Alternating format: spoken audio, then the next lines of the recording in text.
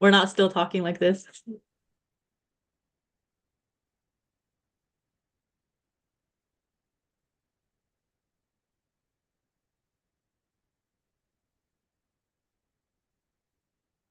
All right, we are now live on YouTube.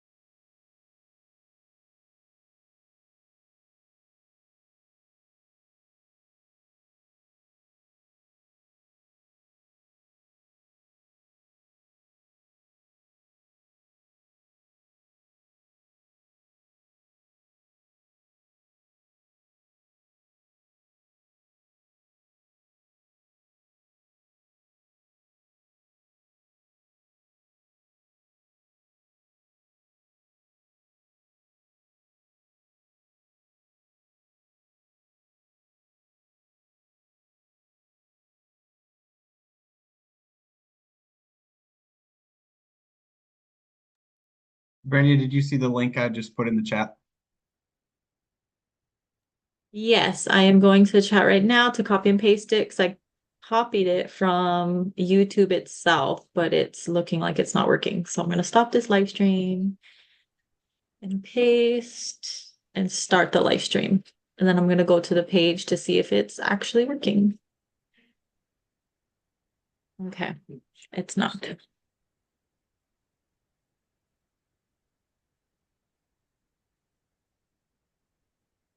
Okay, let me see if I can figure it out on Get Butter. Is that the correct link you sent us through Teams? Is that the link that you're getting? Yep. Okay. Stop the live stream and try that again. Copy link, On YouTube. pasting. Did you go upstairs? All right, let me see if it'll work now. Hopefully, because it's saying we're live. And when I go on the Get Butter dashboard, for some reason saying this video was removed by the uploader. I know.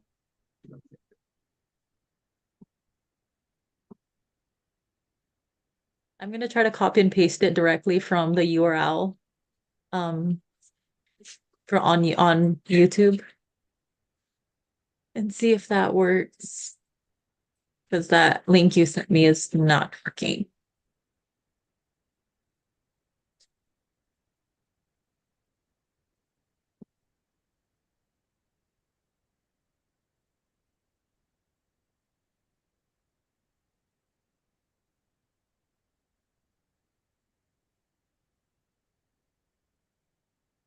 Not.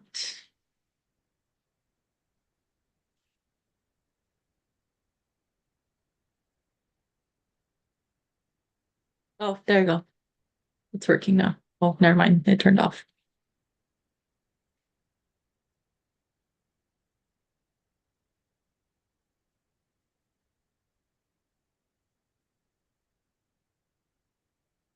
See.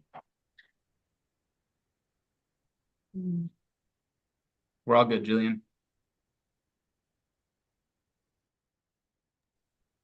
Ready to get started? It's not on Give Butter quite yet. Let me try it one more time. To copy this link you sent me, Erin, I'm gonna put it into our Give Butter URL, place this plain text, and start the live stream. Erin, can Can you you go also to be the sure to press record too? Can you go to the Give Butter page and really quick and see if it's working on your end?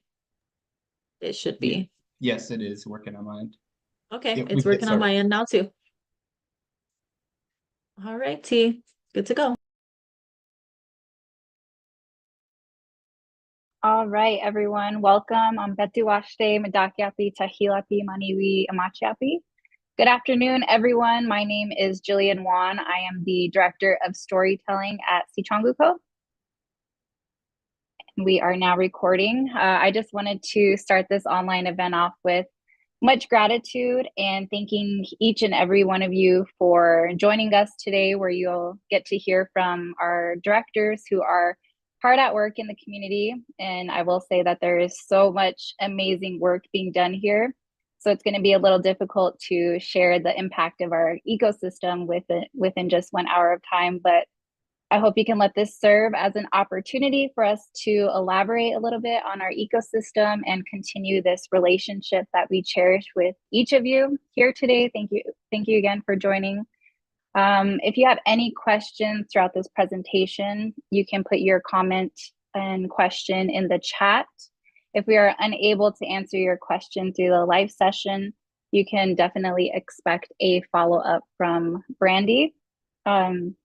To get us started, I would like to introduce to you Sarah Hart, who is the director of Lokoya Wa'onia, which is a Lakota language revitalization program that we have here within our ecosystem for adults. And she will actually be sharing with you how we received our name as the Sicangu Oyate. Sarah, can you please turn on your camera and join? Yes, I'm Betty Washte. Just wanted to start it off with a prayer before we go into the story. So just take a moment. Tukashwa, Wankankanka, Unchimaka, Na, Tate Doka. Tukashwa, I pray for Wamankashka Oyate, for we chose Ani, Woke, Wangwake. Tukashwa, I pray for Unchimaka, for we chose Ani, Woke, Wangwake. Pray for the Ochaki Shakawe Tunkashwa, for we chose Ani, Woke, Wangwake. Tukashwa.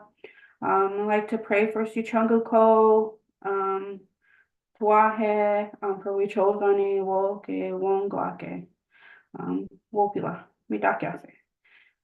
So I'll go in a little bit into the story of why we are called Sicangu Oyate, which is the Burnt Thigh Nation. So originally, our people were called, when translated, is the people that wore blue medallions. They were moving camp one day, and they used to send scouts out to make sure that there were no enemies, that the path was clear and safe for the people to move. So they sent out scouts to scout it out, and when they returned, they reported that there was a fire ahead. And so the leaders got together and they decided that they were going to wait it out, and in hopes that the wind would change course and the fire would go the other way. Unfortunately, the next day that didn't occur. The fire was continuing to come, and at this point it became a point of evacuation. People had to get out of the way of the fire. They got caught in it, trying to outrun it. And back then, our people moved as one. Individualism didn't exist. And so when we made a move to do something, we did so as one. So as we were trying to outrun this fire, the elderly people realized that we were not going to leave them behind. There are knowledge in our history, in our culture. So the elderly people decided to tell the warriors and anyone that was able-bodied to get across the fire at the smallest area to cross it. Those that could outrun it to outrun the fire. And when one of the elderly ladies poured water on her dress, and she took her dress off and she wrapped her takoja up in the dress and gave her takoja to one of our warriors and asked him to cross the fire and take her takoja to the other side. And so to carry this name, Sicangu Oyate, it's an honor. For one, because of what our people did to ensure that we are alive today, that we are still here. And some of our warriors and those that crossed the fire were burnt on their thighs. And that's where the name Burnt Thigh Nation came from. So, but it also shows the importance of our future generation and how important that was for people to make sure that we survived into the future. Thank you. Thank you, Sarah. I mean so much to hear that story from you every single time. And I know that we carry a lot of responsibility and pride with this name. Next, I would like to introduce to you our CEO, Clay Colomb, who has some great words to share with you. Thank you, Jillian, and thank you, Sarah. Yes, that story is powerful. Love hearing it over and over again. I'm glad we got to share that today. Hi, I'm Clay Colomb. I'm the CEO of the Sicangu Co ecosystem. I am a Sicangu citizen, born and raised here. Also Nimipu on my mother's side. Really glad to have this opportunity to connect with everybody. The work, the donations that come in help this amazing team that we have continue to do the work that we do. There's a lot. We're doing a lot. We're doing great things, but there's still so much more that we can do. And, without everybody that you're going to hear from today, it wouldn't be getting done. A lot of young, motivated Sicangu tribal members. Also, people from around the country. We're building a great team. And I just want to again express the thank you to all of the donors that help make this happen. And with that, I'm very happy to let some of my, again, great team tell you about the work they're doing. Thank you. Oh, I got to turn my camera back on. All right, so now that you've heard from Clay, I'd like to give you a little more information on the community that we serve. We are located in South Central South Dakota on what is known as the Rosebud Sioux Tribe, which is on over 882,000 acres of land. If you could go to the next slide, Erin. In this slide, you can see here the community that we serve and why it's so important for us to do the work that we do in a way that we know is best. We have 34,000 citizens here on the reservation with a life expectancy of 68 years old, as opposed to the US national average, which is 78 years old. Our median income here on the reservation is $22,655 with an unemployment rate of 83%. So you can see the statistics there. And as you heard from Sarah, we have a responsibility as an Oyate to look ahead for the future. So it is actually within our tribal governance that we develop a plan that we recognize the decisions that we make today will impact the next 7 generations. And so that is exactly what we do here in our work. Those statistics that I shared above aren't going to be, they're not going to look like that for much longer. And after this presentation, you'll actually see just how wealthy we are as Lakotas. And our purpose here at Sicangu Co is to improve the lives of our Sicangu Lakota people. And we do that through the guidance of the 7-gen vision, which you'll hear a lot about. And that imagines the type of world that we'd like to see our descendants living in 175 years from now. So we are accomplishing this now, currently, through our efforts in economic development and the revitalization of our ways of life, such as our Lakota language, food sovereignty, our Lakota health, Lakota education, and of course, bringing our Tatanka back. So I want to bring someone else on that I'm sure many of you are probably familiar with, and she is actually in charge of our donor relations, and her name is Brandy Charging Eagle. Hi. Dayaya hia, lilambe tu kinwashte, Brandy Charging Ago Imachiapia. Welcome everybody. I'm glad to see everybody hopping on. Today is a good day. My name is Brandy Charging Ago, as you've heard. I'm sure almost all of you have spoke with me before, but I'm the individual giving manager here with Sicangu Co. I work as the liaison between Sicangu Co, individual donors and potential donors, and I just strive to create and strengthen that relationship. I also collaborate with teams to create and execute strategic fundraising campaigns throughout the year. Like for example, coming soon this spring, you guys will hear about our exciting home garden campaign with our house initiative. You'll probably hear more about that with Katrina here soon. But just as importantly, I'm a wife, a mother. I was born, raised, and reside here on the Rosebud Reservation as a member of the tribe. And just any questions, comments, opinions, visiting sessions can be brought to me. My information's here for you all. So if you don't already have it. And I love my job so much because of you guys. So don't hesitate to reach out, and we're very appreciative of all of you. So we'll carry on, make it a good one. Thank you guys again for hopping on. Thanks, Brandy. So we'll actually dive into the best part. Let's go ahead and get the presentation started. You're going to hear about each of our initiatives on the nonprofit side. So first up, I'd like to bring up TJ Heiner, who is the range manager out at our Woolakota Buffalo Range. Thank you, Jillian. Hello, everybody. My name is TJ Heinert. I am a Rosebud Sioux Tribal member, and I live on site here on the Woolakota Buffalo Range. As you can see on your screen, there's a couple bullet points, just some information about the ranch. It is a 28,000 acre regenerative program. We started bringing animals on ground in October of 2020, and we started at 0 animals. And as of today, we are just a touch over 1,000 head of buffalo. So definitely moved in a fast pace in the last 3 years. I'm very excited to continue the work that we do. Looking forward to seeing our herd grow and be successful. One of the main things that I love to talk about with bringing our relatives back home is watching them be a buffalo.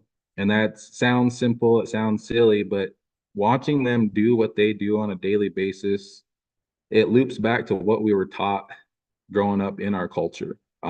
Everything that we know in our culture today was taught to us from our buffalo relatives. Anything that we do to run our oyate, how we take care of our people, and how to utilize the ground. Everything that they know and do, we learn from that. So going out talking about that, I always like to visit about the rebuilding that ecosystem. We use that word a lot because it means a lot to us. Bringing our relatives back, that's recreating that ecosystem that was lost over time. They're bringing back native grasses that haven't been in this area for quite some time. They're rejuvenating that ground, that soil, the way their hoofs are shaped.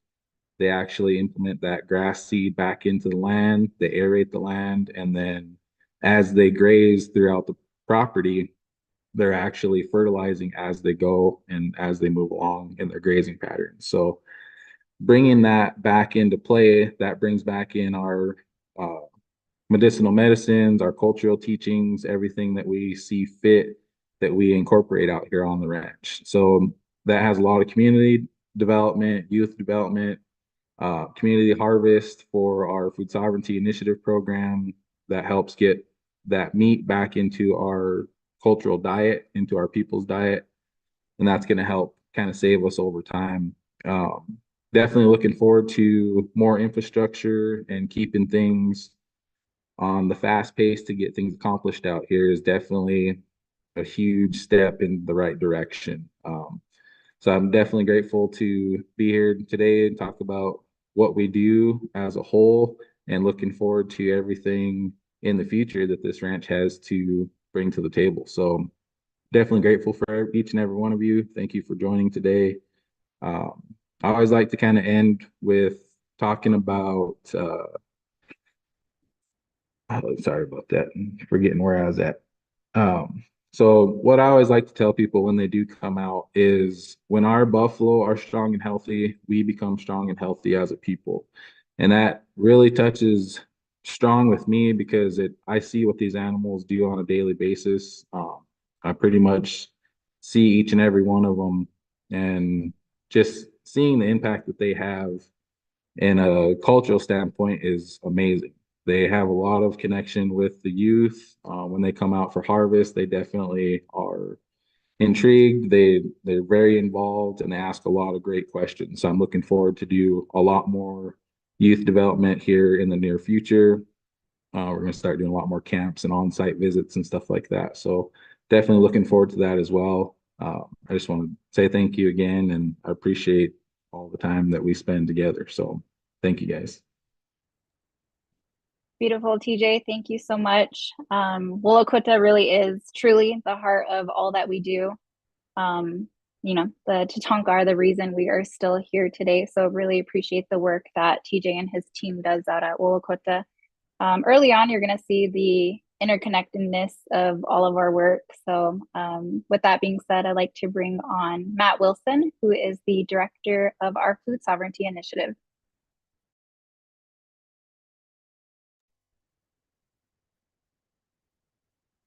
Hamadakepi, Matt Wilson Machapi. Chanti Washena Zapalo. Hi, everybody. My name is Matt Wilson. Like Jillian said, I'm the Food Sovereignty Initiative Director. I've been in my role for almost 5 years now. I'm a tribal citizen, born and raised here on Rosewood. And so a little bit about our initiative. We were launched in 2014. 2024 marks our 10-year anniversary, actually. So pretty excited about that. But our purpose for our initiative is to transform and reimagine our relationship with food. And so we do that in kind of 4 core areas. So we provide small scale and regenerative or indigenous agriculture models. And we are rebuilding a food economy and food system that keeps dollars here on the reservation. And we also work to empower and educate the community to build movement around food sovereignty. And then this last area is what I call dream keeping. And it's what I like to do is building partnerships with organizations and individuals to bring people together to act and to bring to life this vision that we have. And I just kind of wanted to share with you some of the kind of updates and impacts from this past year with our farm apprenticeship program. We graduated 4 beginning food producers this past year. This is our fourth cohort as part of our 6-year plan. And so we are actually getting ready to launch our next cohort, our cohort 5. So we're excited that we had 4 graduate last year. In terms of our markets, we had a total of 24 tribally supported agriculture or CSA program. We were able to secure 24 of those shares last year. And with your support, we were able to subsidize 4 of those shares. So that means 4 families received TSA shares for free. So that's our food box program. And then in terms of our harvest market or our farmers market, we had a total of 36 community vendors attending our 2024 market season. Of those, excluding ourselves, 3 were produce vendors. And in terms of the members served, 440 of community members came to our market last year. And we also launched a second weekly farmers market site in Rosebud last year. So we were pretty excited about that.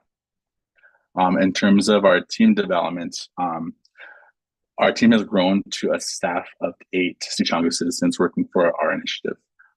This is a really big accomplishment for us because for a brief moment, it was just Michelle Hawkins, our farm manager, and myself for a brief moment. So to grow from 2 people to 8 within the past year has been really great. So gets more of the work done. Also last year, we were able to host our first Sicangu Food Summit, which was an event designed to ignite excitement around food sovereignty movement, as well as share knowledge about our current work being done here on Rosebud to transform our food system. And we plan to continue hosting this event annually, and we hope to expand and include more hands-on learning being done by community knowledge keepers. And lastly, in terms of our garden, which is kind of our star, project, our Keokola Gardens is our 1-acre teaching and production farm. This past year, our team has felt really proud in terms of the amount of quality of food production output, but also in terms of the utilization and the management of our growing spaces there. I'm really proud of Michelle, who's our farm manager. I think she has a really excellent vision, and she's really leaning into her leadership. And with that, we feel like we are ready for a next stage of growth. We are working with a design firm to develop our next kind of growth stage with our expansion plan. So with that, we are getting ready to, design this next stage. So including with that is an additional 7 acres of farmland that will include more perennial food production, more spaces geared for demonstration and community education, additional infrastructure such as greenhouse and classroom, and the pack shed. So we're pretty excited to see, where the future goes and, more to come. And if you want to change to the next slide, you can actually see a preview of what just a small section of the kind of expansion plans look like. And so thank you all for your continued support, and thank you for being here today. Thanks, Matt. Being able to see that visual there is so exciting for everyone here on the team. I know that. Next, I would like to bring on Kobe Hagan. as she works under our Rosebud Farm Company initiative as the Food Systems Director. Good afternoon, everyone. It's an honor to be part of the Sicangu Co team. So many talented people I work with, and I'm happy to be here with you all today. My name is Kobe, thanks Jillian, and my role is the Food Systems Director for Rosebud Farm Company. I've been in this role for almost 3 years now, and my background is 20 years of organic and regenerative farm production and a master's in community and regional planning for food systems. So I'm very happy to be working with food sovereignty in the Sicangu Co community. Rosebud Farm Company, just to give a brief overview, is a for-profit farming enterprise of Sicangu Co. Within it, we manage 2,500 acres total of dry land and irrigated farm fields. Our staff are just two, myself and the agricultural manager, Bud Colomb. And he does all the on-the-ground work, and he started this summer, and he's doing a wonderful job. A few things to highlight about the last couple years. RFC operates as sharecropping currently. We sharecrop the dry land and irrigated farmland with local farmers to generate revenue, and that revenue in turn supports Sicangu Co operations. Over the last 5 years, we transitioned 1,400 acres to certified organic farmland to try to bring the land practices closer to Sicangu Co, Sicangu values. It's really important to do that for a long-term vision that we have for food and production. We've also conducted feasibility studies with some wonderful grants we received to pinpoint local, tribal, and regional demands for local food, from bison to eggs to dried goods. And with the return to more holistic farm practices and our recent grants for specialty crops and water conservation infrastructure, we are shifting our focus over the next 5 years to develop ways to directly manage the fields, as well as build our tribal grower capacity through apprentices for medium and large scale farm production. We are working across within RFC. I work closely with Matt and TJ and some other people within food stewardship of Sicangu Co. But we're working across sectors to really build farm to market access, whether it is the delicious meals coming from FSI graduates or precious bison meat coming from Wolakota, or a substantial amount of organic squash coming from RFC for baby food and other like products. So we have a lot to share with the local community as well as others beyond. We are almost finished with our 5-year food sovereignty roadmap and would be happy to share the final version with you all once it is complete. And we are looking for funding to jumpstart the objectives within those 5 years, to jumpstart the farm to table potential we know will be successful. This includes farm infrastructure for small and large scale farming, like equipment, seed and grain storage, irrigation, work sheds, etc. We need and want to develop the on-site processing facilities for our wonderful things that we produce, like meat processing facility and a commercial grade food drying and processing facility. And there are many others. This is just the beginning. We are excited to be a conduit for tribal food stewards, from ranchers, farmers, to foragers, and beyond. So thank you for letting me share that. Thanks, Kobe. Next up, we have Sage Fastdog, who is the director of Wakaija Ki Tokeachi, which is our Lakota immersion school.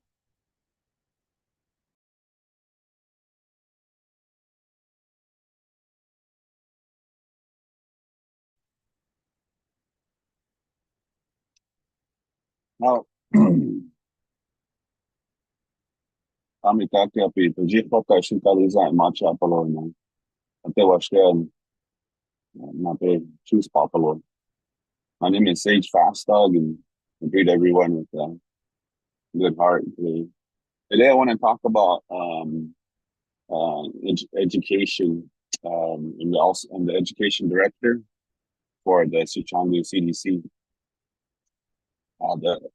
The initiative that I'm in charge of and taking lead of is to transform how is education delivered in Tonda Reservation.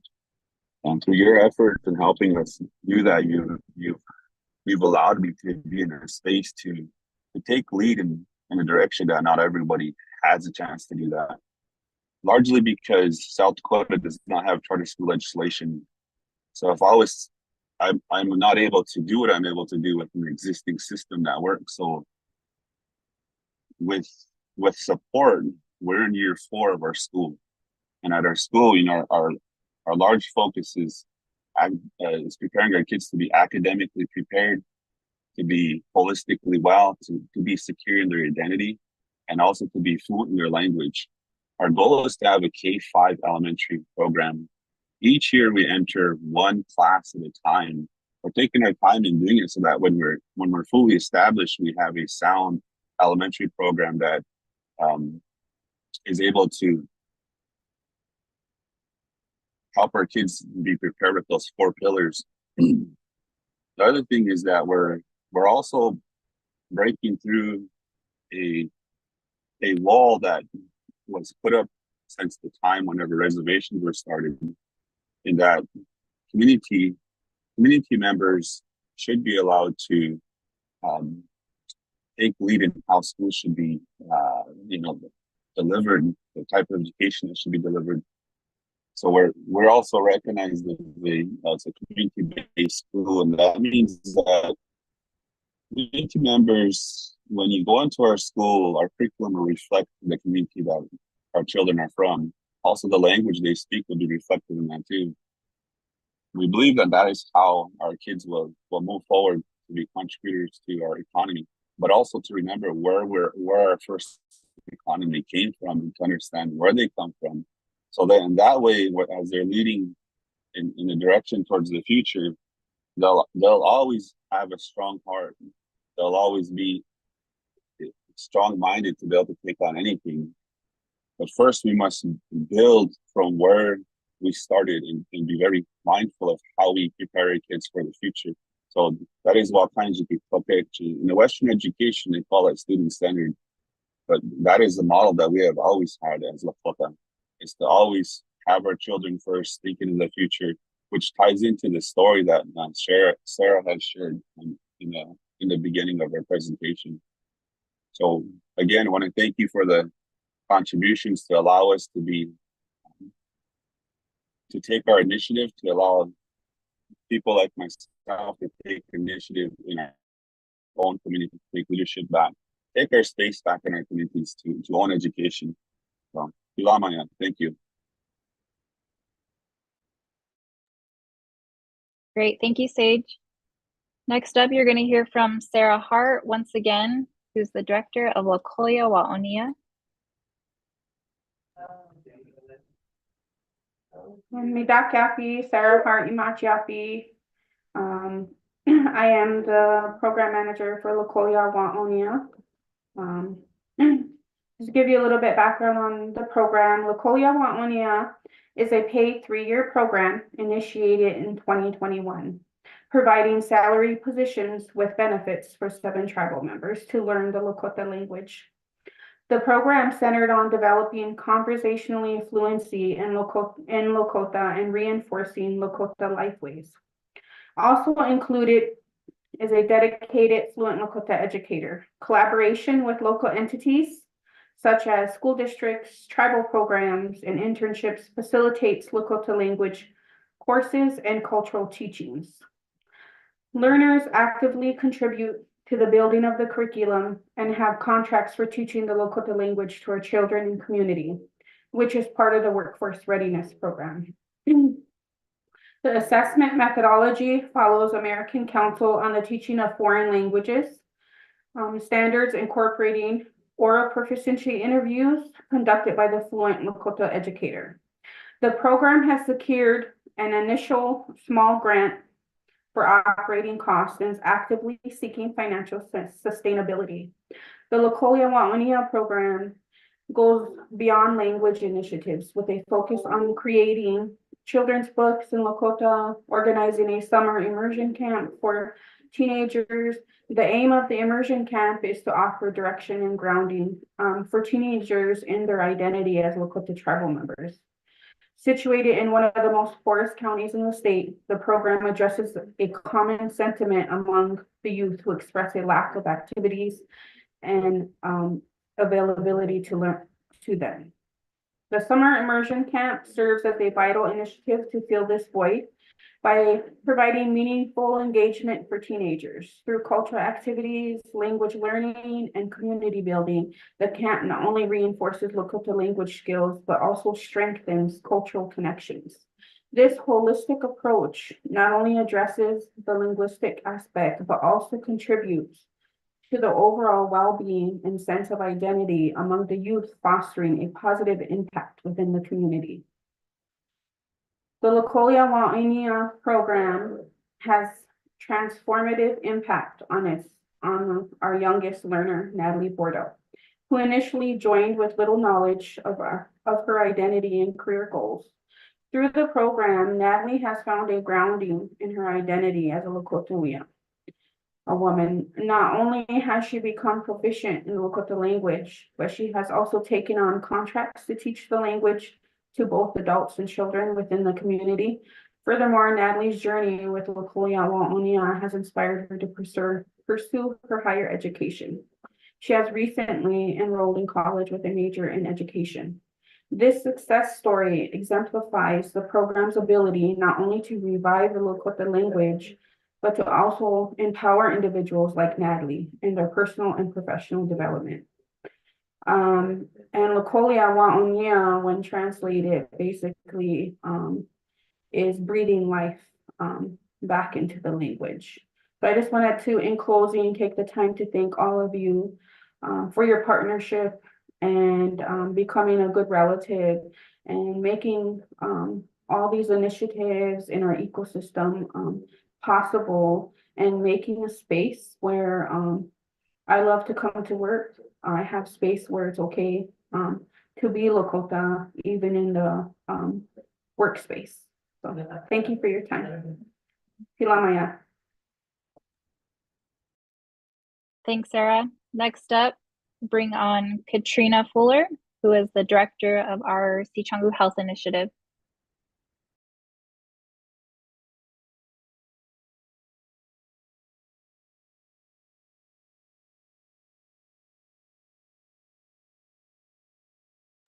Katrina, you're on mute.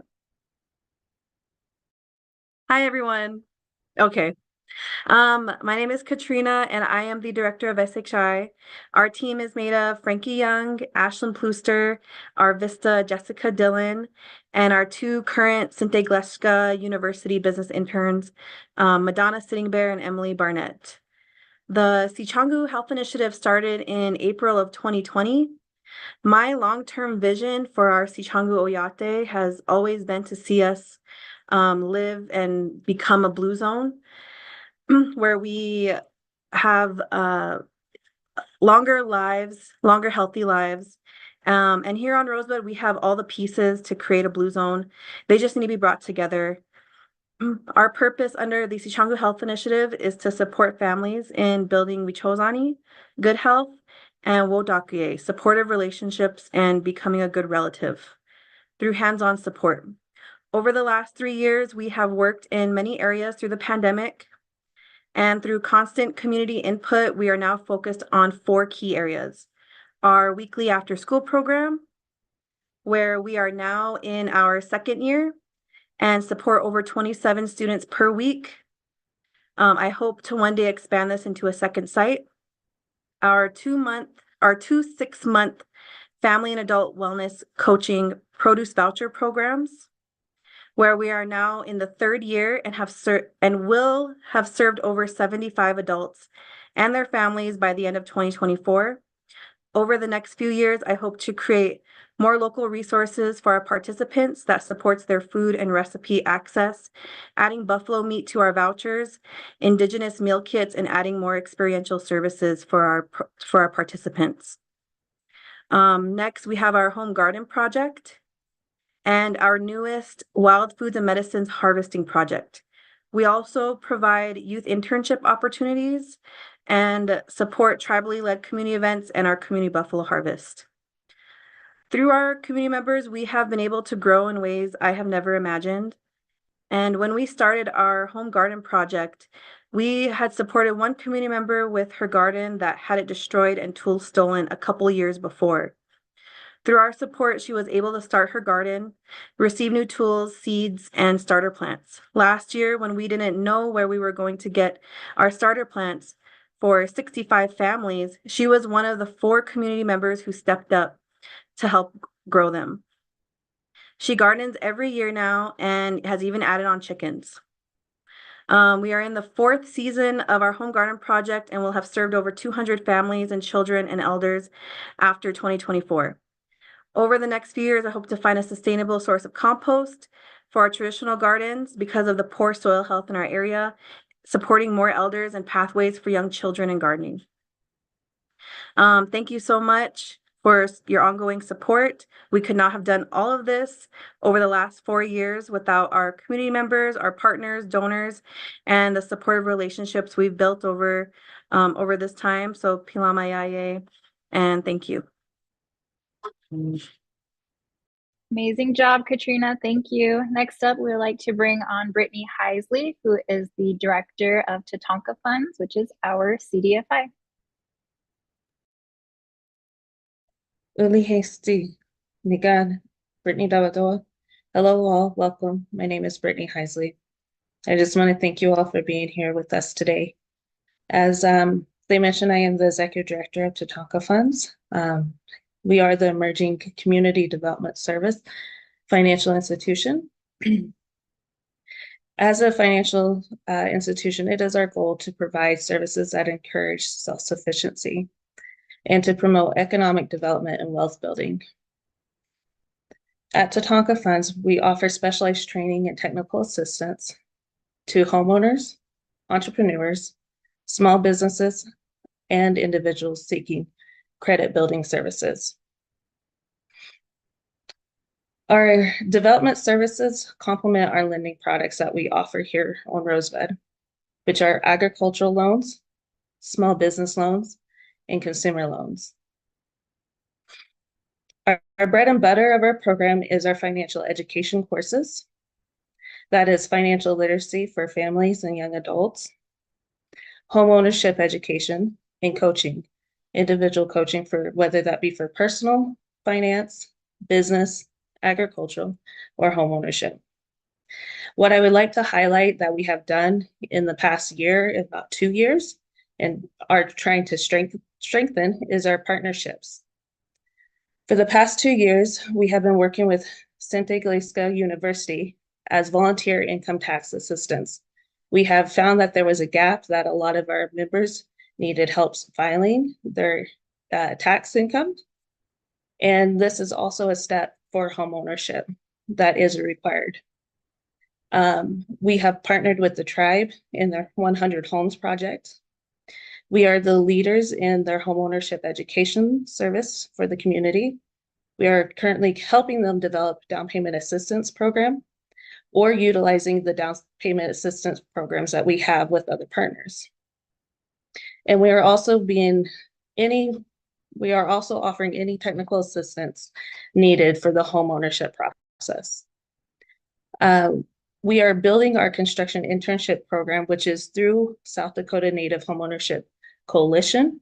We are this summer expanding it where it's no longer just for construction businesses, but hoping to place interns in HVAC service, electrical work, plumbing, and water and sewer. Our newest partnership that we have done is with OWISTA. We have joined OWISTA in their HUD networking to expand HUD certified counseling for our area. All of these partnerships are successful because of our 2 full-time employees, and that I want to highlight. Charlie Colomb is our program manager. She oversees the program development, offering financial coaching, and supporting our evening and weekend financial courses. Natasha Eaglestar is the loan officer. She does all the underwriting and support with any of the loan application. She also offers financial coaching, and during the weekday, she does the financial courses. We have a good, strong board of directors of 7 members, and they have helped with us and set forth our strategic plan and operation for the next 5 years. Most of our impact is definitely individual through financial coaching and our technical assistance. Last month, though, because we have been gaining a lot of interest in the community, we were requested to share the importance of finance in the process of estate and will planning for the tribe. We're also working this semester with the Todd County High School in Mission for the class of Jobs for America graduates and offering our youth and young adult financial education. One of the things that has really sparked interest is we are doing a homeownership expo on April 18th of this year. This expo is going to bring in every piece of the puzzle that is needed for homeownership. Lenders, appraisers, tribal land department, tribal housing services, construction businesses, water and sewer. And I'm sure I'm missing some of the other missing pieces. It's a long list. Each piece is going to speak. We're also going to tell the history of the land and then also the process of homeownership on tribal land. Our long-term goals and visions is to build a sustainable nonprofit Native CDFI organization, create a thriving loan fund that serves the Rosebud communities, procure funding to support healthy lending and programmatic aspirations, and to provide community members of Rosebud with quality and responsive training and technical assistance. I really do appreciate your guys' time. We really appreciate your support and your prayers through this time. We are growing and we're believing in a thriving community of the Rosebud Reservation. Thank you. Very well said, Brittany. Thank you. Next up, we would like to bring on Jessica Larson, who is the director of our Learning and Development Department. Thanks, Jillian. Good afternoon, everybody. My name is Jessica Larson, and I am the Learning and Development Director here at Sicangu Co. I've worked here at Sicangu Co for about 6.5 years, but the Learning and Development Department is actually relatively new. We were established in the fall of 2021, but since that time, we have collaborated with different departments within our Sicangu Co ecosystem and other local organizations to bring forth some really exciting projects and work. So the Learning and Development Department manages workforce development programs within Sicangu Co. These programs empower all members of the Sicangu Lakota Oyate to create a better world for future generations. And our audience for these programs include youth, college students, and emerging professionals. So we have 5 different programs that we currently run within our department. And within our department, we have 2 full-time staff and then myself. So we have Olivia Woodenknife as a program coordinator and Alexis Whitehat as a youth internship coordinator. We also have a AmeriCorps Vista, who's Lakeisha Nadeau. She's serving in a 1-year space to be an outreach coordinator for the Vista program. And we also have a SGU intern who's Nebraska Millard, and she's working with us for the spring 2024 semester. So with our department, like I said, we have 5 different programs that we run. We run 2 summer youth programs that have a shared purpose of increasing the perception of opportunities and supporting the next generation of leaders to grow both professionally and personally. We have a college internship, which is a partnership with a local college and university, Sente Galeshka University. And this opportunity provides job training for current SGU students. We also have 2 programs that we refer to as like our emerging professionals program. So our first one is our AmeriCorps Vista program. Sicangu Co is the sponsor of multiple AmeriCorps Vista projects across Rosebud. And then we also have the iLearn project, which stands for Immersive Learning Experiences and Rural Networking, which is professional development for local educators that supports them to develop land-based and culturally relevant lessons for K-12 classrooms. So the common thread that unites each of these programs is a shared vision of empowering our community with knowledge and skills to be happy, helpful, and healthy at work and in the community. what I believe sets our approach to workforce development apart is that it's person-centered, which can be seen in the holistic development opportunities that we offer in each of our different programs. And so while each program focuses on technical workplace skill development, each program also intentionally incorporates opportunities for participants to grow their physical, spiritual, and emotional wellness.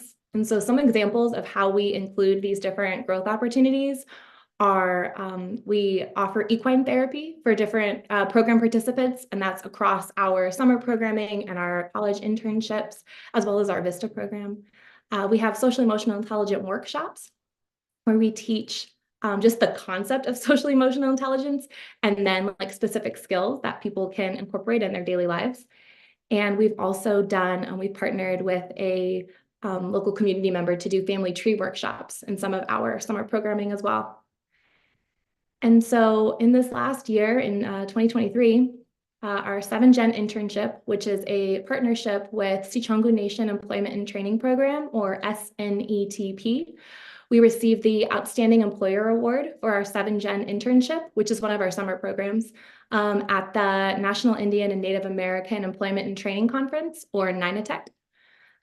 We partnered with Sicangu Health Initiative for one of our summer programs, and our participants built 66 gardens for community members with elders and children. And then we are also invited to attend the I Can Be the Change Global Summit in Ahmedabad, India, which is a youth changemakers conference for children from all around the world.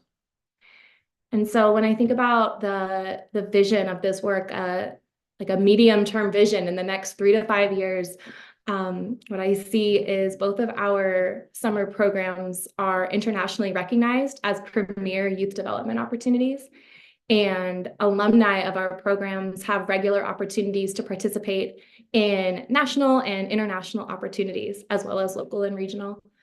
I see Sicangu is recognized as a leading tribal college and university internship site, and students from across the region come here to intern with us to learn, again, not only those technical skills, but some of those other more holistic development skills as well.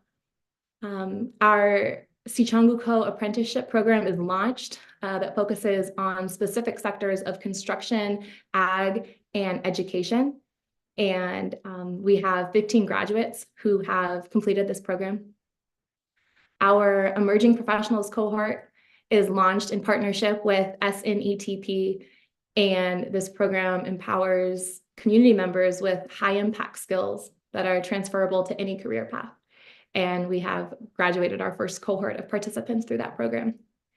And finally, I look forward to working with our team here within Sicangu and our other local partners to explore launching community learning cohorts, which would be like learning and informational sessions that would be open to all community members.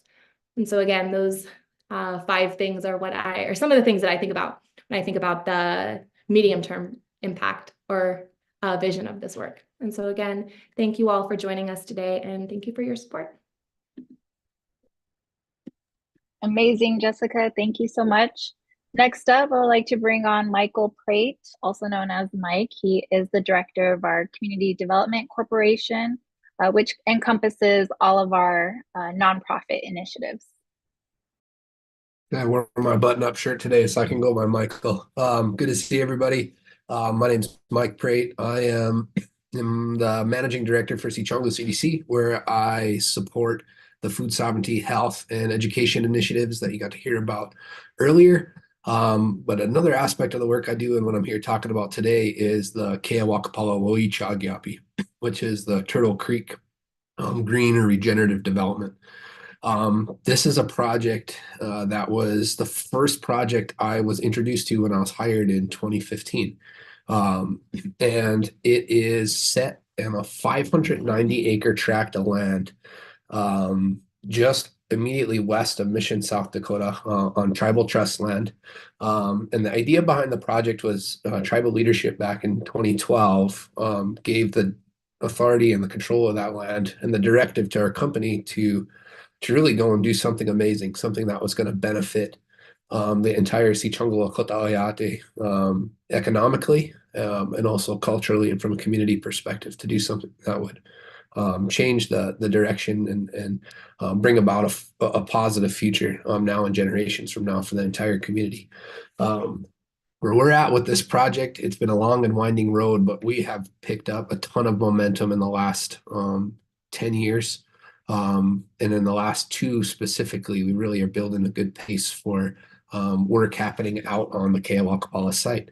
We're currently focused on what we're calling phase one, which is the 80 acres immediately surrounding Turtle Creek Crossing, which is the tribally owned grocery store that exists on site, as well as the wetlands that gives the site its name. Turtle Creek is the name of the wetlands there. Included within that phase one is a number of amazing projects. The garden expansion that Food Sovereignty mentioned is just one of them, but also 10 single family homes that are situated on site, the Sicangu Innovation Center, and then a number of other retail and commercial projects that are happening out on that site. So I'm going to deep dive before I turn it over to my colleague, Kanishi Chance. I'm going to talk about the Sicangu Innovation Center a little bit. This is an incredible project that I'm really excited about. This kind of came through a number of conversations just in the office, kind of thinking about when you go to cities, they have all these amazing kind of centralized resource hubs, things that'll support entrepreneurs, that'll support economic development, that are supporting people accessing community resources, kind of hubs of innovation, of thinking, of energy where people can gather. And sitting around the office one day, we were kind of thinking, well, what would a Sicangu version of that look like in a rural environment, a really indigenous thinking, kind of indigenous forward building. And the idea for the Sicangu Innovation Center was born. Over the last year and a half, we've completed a feasibility study for that project, really laying out the logic of how we will do business incubation to support Sicangu entrepreneurs in a few key areas, namely food, construction, agriculture, and arts and crafts makers kind of spaces. And building on that feasibility study, we were able to secure some funding that has actually started the design of that building. So by the fall of 2024, we should be completed with not actual construction documents, but it would be for the initial design development. So about the midway point of the design for that building, something that would allow us to go out to bid for the building itself, as well as all the infrastructure designed as well. In the meantime, we're actively recruiting for staff to start working on some of the key projects around business incubation courses, as well as a number of the other community elements that'll be in that center. Please reach out to know more. This is an extremely exciting project, trying to keep it tight because we're running tight on time, but I'm happy to follow up for whoever looking to know more. Thank you for being here. Thank you for your donation and your support. And I will pass it over to Chance and Jillian to keep us going on housing. Thank you. Take it away, Chant.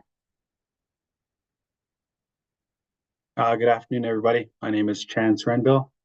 I am the project manager and housing coordinator for the Keawakapala initiative. I've been with the organization for 7 to 8 months now. I'm really excited to be a part of the team and really excited to be a part of the project. We're at the forefront of some really big things, a lot of work going on in the background right now. Some of the things that a lot of folks don't see, which is a lot, but we're really getting to that point where we're able to move forward and get houses built. So that's really exciting. I'm sure a lot of you have seen the model home that's currently under construction just north of Turtle Creek grocery store. A little bit of an update on that. So that's under construction. Been having some good progress on that so far. Estimated completion date for the model home is in June. So really, it's been a good process so far. Just getting the lay of the land, working with the different contractors who are local and really, feeling that out and getting into the groove and getting that home built. So that's been exciting. A little more status updates for the development. We're also getting the remaining 9 home sites prepped. for the development. So there's going to be 9 additional homes in a circle very close to where the model home is going up.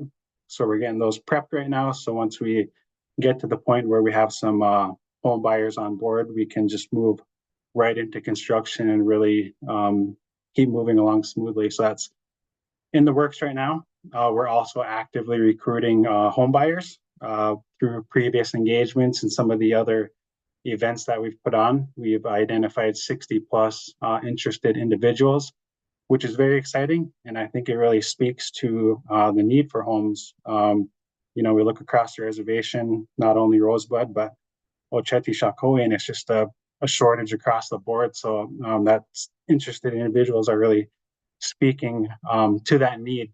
Along with that, we currently have 40,000 in AHP subsidy for the first 5 qualifying individuals for the development out there. So a great opportunity to, you know, get individuals off on a good foot in the home buying process. And yeah, just really excited to be able to offer that for folks. Some more updates. We have multiple options to choose from for home design. So we have one right now that's available. We're also in the process of getting another home design completed. With those home designs, we're offering a couple of different bedroom sizes. So 2, 3, and 4 bedroom sizes, really trying to fit the needs of the community. You know, some folks might need a 2 bedroom and somebody might need a 4 bedroom. So really trying to make sure that we're thoughtful in that process when we're, you know, working through home designs and really offering families what they need. For this year, we're hoping to at least construct 2 homes out on site. Ideally, we would be moving on 4 to 5 of them, but you know, that's kind of the minimum for this construction season is at least getting 2 homes constructed and getting families moved in out on site. So we're really excited about this upcoming construction season right around the corner. It's warming up and perfect conditions to get out there and build. So we're excited about that. Some of the impact pieces that, you know, the development will have, I think from an individual standpoint, just being able to create a safe, healthy, and affordable housing for families is very important. And I think it really translates to a better quality of life for the family themselves. And that doesn't stop there. It has effects within the community as well. So, you know, it's not just the family themselves, but there's benefits much farther than that for the community as well. So economic impact through the development, just providing jobs for contractors, you know, trying to get a workforce development piece built into this whole project is important for us. Really wanting to build up our local community and the contractors and, you know, the things that they're able to offer. And also working with our sister company, Rosebud Construction, looking to build out a self-performing crew through them. So then we're able to just, you know, go to them. They're able to construct the homes from start to finish. And ideally, that's the point that we're going to be able to get to through this. So a lot of opportunities with this development and moving into some other impacts. I think environmentally, you know, we're trying to source most of our materials locally, tapping the forestry program through the tribe and really seeing where we can source some of our materials through them. Not only is it already on site and we're not having to like ship materials to the site from Rapid or Pier or somewhere far away, you know, we're producing those things locally, which, you know, helps the environment as well. So we're excited about the potential there. And just, yeah, I think kind of jumping back a little bit, we are pursuing a wall panel production facility, and we're hoping to produce energy efficient wall panels. And through that process too, you know, we're creating jobs. We're assembling these wall panels right on site, and we're building the homes with them. So that's creating more jobs. That's going to reduce the construction time drastically. So just a lot of benefits to the things that we are pursuing with the development and some of the other workforce opportunities that we have going on with the construction here. And I just wanted to touch on a few of the goals for the initiative. Just continuing to use our recently completed housing study as a guide to really propel us and keep us moving forward in our fundraising efforts and just building homes for the community. And I think through that process too, just looking at additional options for getting families into homes, whether that's rental units, maybe it's apartments, rent to own. So like a lot of those things are on the table right now and things that we're looking at and exploring and wanting to offer down the line. A little bit more on the wall panel factory because I feel like it's a really important project for us, a really big opportunity, and I'm just excited about it and just wanted to share that we did submit our application for that and should be hearing back soon. And if we are awarded for that, you know, we're looking at an 8-month construction timeline to have that facility up and running. And hopefully, you know, by the end of this year, that's in place and we're able to move forward with that. And I think that's a really big goal and vision for the initiative and what we're trying to accomplish as a whole for the development here. I just want to say thanks for your time this afternoon. We're at the very beginning of this project and development. And, you know, I just hope you all continue to support and take this journey with us. You know, it's an exciting time and lots happening, and just want to say thank you. Very amazing. Chance, thank you so much for sharing all of that. Really exciting things happening at Keowak-Paula.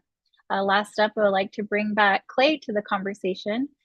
He's going to speak to some of the focus areas of the economic development within our ecosystem. Thanks, Jillian, and thanks everybody on the team. You know, this is how the work's getting done here with these talented individuals, you know, your support helping getting this done. You know, in the ecosystem, it all started with REDCO, which is the Rosebud Economic Development Corporation, which is the economic arm of the Rosebud Sioux tribe. That is where the for-profit entities are located. You know, as we just heard from Chance and Michael, you know, at Keowak-Paula building houses. One of our subsidiaries is Rosebud Construction, was to help focusing on that, as well as building, you know, stuff for the tribe, for the federal government in the area. But we have a number of other entities such as Sicangu Propane, Rosebud Office Solutions, Rosebud Facilities Management, to name some, which focus on our local markets, you know, providing, you know, needed services for our citizens and trying to keep that money within, you know, within the community. Prior to that, a lot of the, you know, these services came from off-reservation entities that would, you know, take our money and, you know, it would leave with the sale. So keeping that there, employing our people, providing, you know, competition for those people, keeping good prices. So, you know, all of this put together makes up the Sicangu ecosystem, which is just amazing. As you could probably hear from, you know, everybody talking about, all of them working together is an amazing thing. You know, a lot of these things were put up for a single purpose, but like the school with the Buffalo Range, they collaborate, they work together. The health initiative, food sovereignty, it all comes together to help make you know, the reservation a much better place for our citizens and create more opportunities. So you know, other big things that we have coming up, you know, over the next 10, 15, 100 years, what we look out for is the continued development of Keowak-Paula. We're able to work with a international consulting firm to work on how best we, you know, better the economy, doubling GDP, getting to full employment. A great thing about that was a lot of the things they came up with were stuff that we're already doing, you know, so we knew we were on the right path. But the things that they really focused on was commercial energy production. We are actively working on that now. The tribe has created its own for-profit energy utility. We're working to get funding for that to, you know, help create revenue for the tribal government and create jobs for our people. A bison-centered meat processing facility to go along with the Wolacota Buffalo Range, and construction, you know, focusing on local housing and then also branching out to federal work in West River, South Dakota, and the entire region. That these things will not only help with income, help feeding our people, but create jobs. With a lot of the stuff that needs to be created here, construction is going to be a key part of that. And that's one that we will continue to work with, like through Jessica and SNETP, as she mentioned, in helping create new jobs, but working with them, the local schools, the university, to help make sure that our tribal citizens are prepared for these jobs.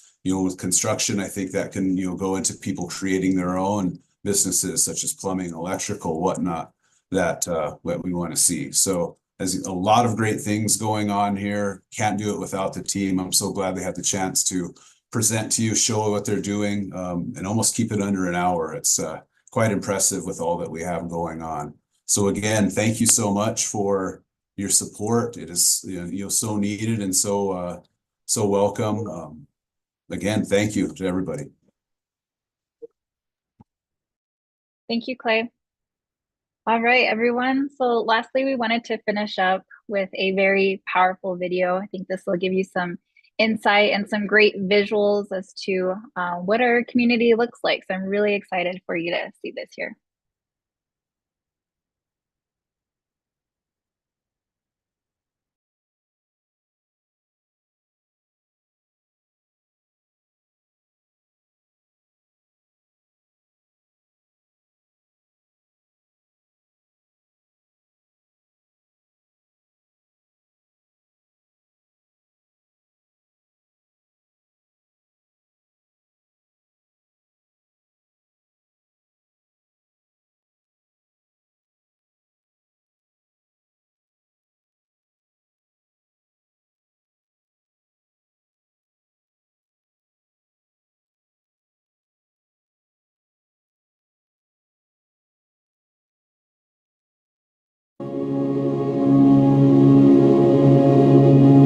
Being Lakota is it's being proud of who you are. It's being a good friend. It means that you're going to share the teachings that you were taught from your family. It's almost like a responsibility. Be a good relative. But it's a challenge. If you want to completely subjugate and oppress another society, one of the first things that you do is you control their food. Beginning with the mass slaughter of the buffalo, about $2 trillion worth of wealth has been extracted from our people. We still tried to maintain some of our hunting practices, but we were still dependent on treaty rations. Food and the access to our treaty rations was used as a means of control. In order for us to regain our power, we have to regain our food.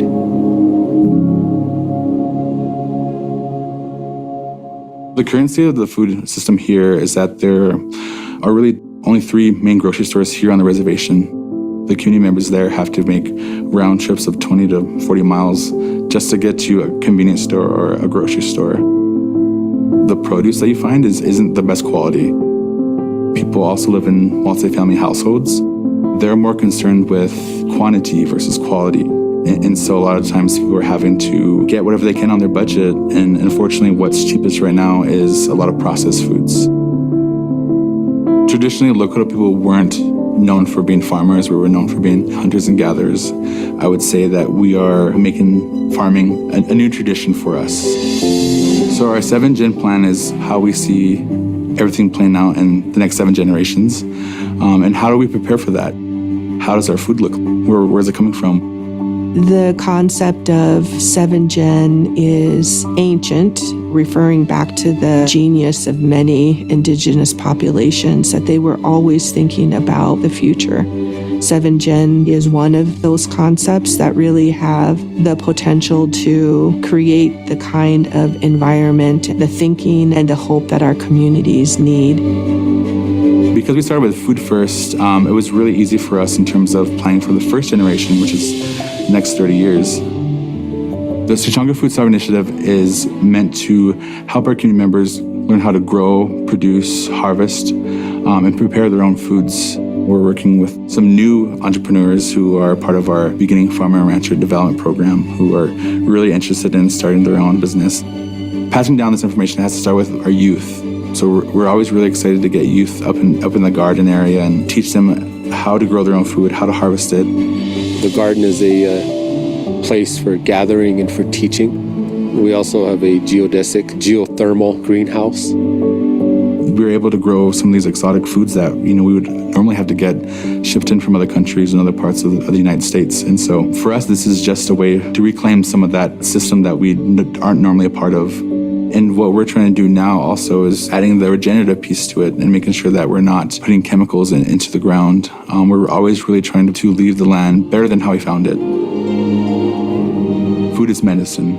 And so we are really trying to change people's mindsets and perspective around food and really trying to build that connection with food again.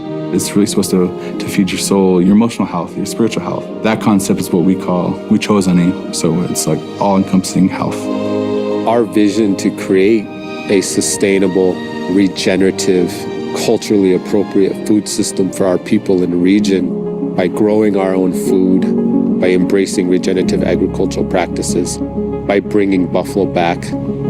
Those are the kinds of solutions that the entire planet needs. And if we can do it here, in the third poorest county in the entire United States, we can for sure do it anywhere in North America. And I believe that we can do it anywhere in the world. So in 2050, I really see a lot of housing projects. I can see more people doing buffalo harvest. I can see schools having community gardens and greenhouses. The orchard that we had planned really blooming and blossoming.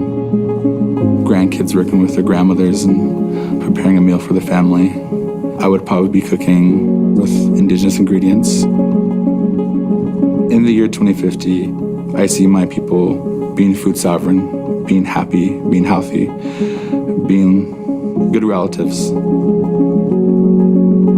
Being Lakota is it's being a good friend. It's being proud of who you are. Be a good relative.